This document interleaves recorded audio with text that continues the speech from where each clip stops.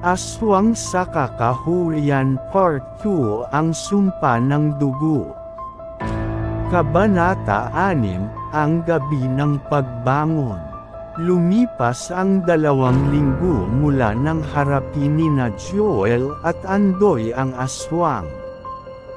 Akala nila'y tapos na ang lahat, ngunit sa bawat bagong buwan, may kakaibang tunog pa rin silang naririnig mula sa gubat, tila impit na iyak ng sanggol, kasunod ang lagaslas ng pakpak.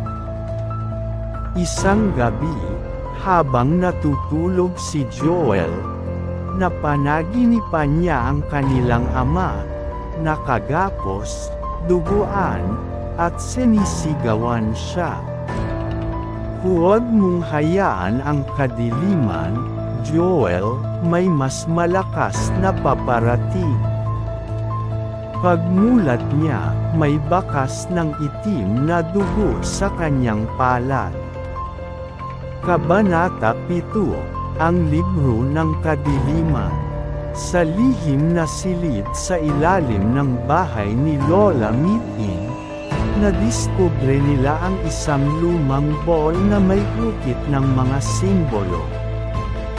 Naroon ang isang libro ng kadiliman, isang sinaunang kasulatan na may larawan ng mga nilalang ng dilim, manananggal, sigbin, tikbalang, at ang pinakamakapangyarihan, ang tagapagdala ng sumpa.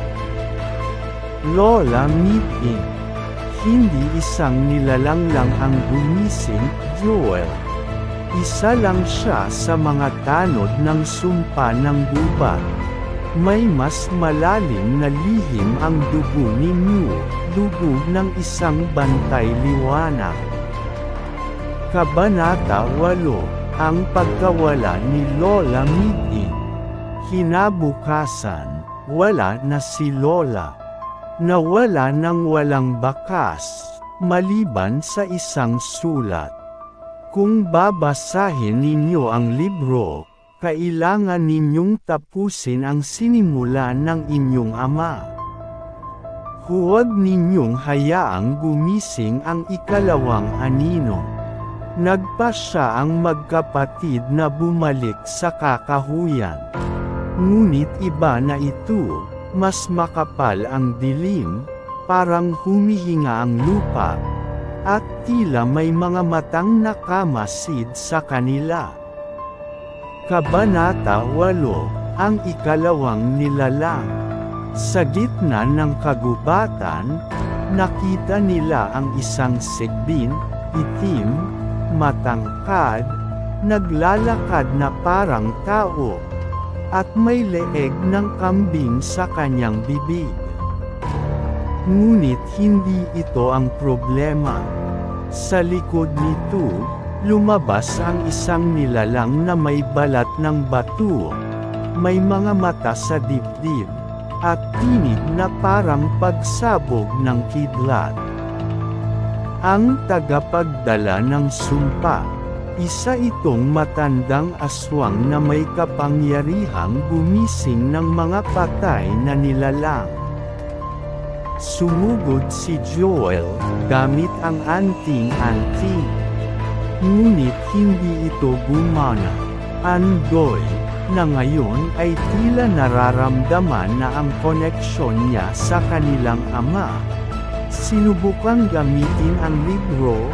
Binasag niya ang lupa gamit ang salita mula sa kasulatan.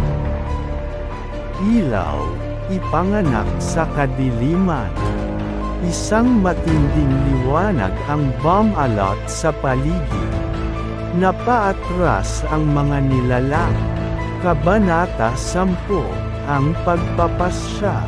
Pagbalik nila sa bahay, may iniwan na video recording si Lola Miting, isang mensahe mula sa kanilang ama. Anak, kung pinapanood niyo ito, ibig sabihin ay gising na ang sumpa. May dalawang landas kayong pwedeng tahakin, ang buhay bilang tagapagtanggol, o ang pagiging biktima ng dilim. Piliin nyo na. At habang lumulubog ang buwan, tumindig si Andoy at hinawakan ang libro.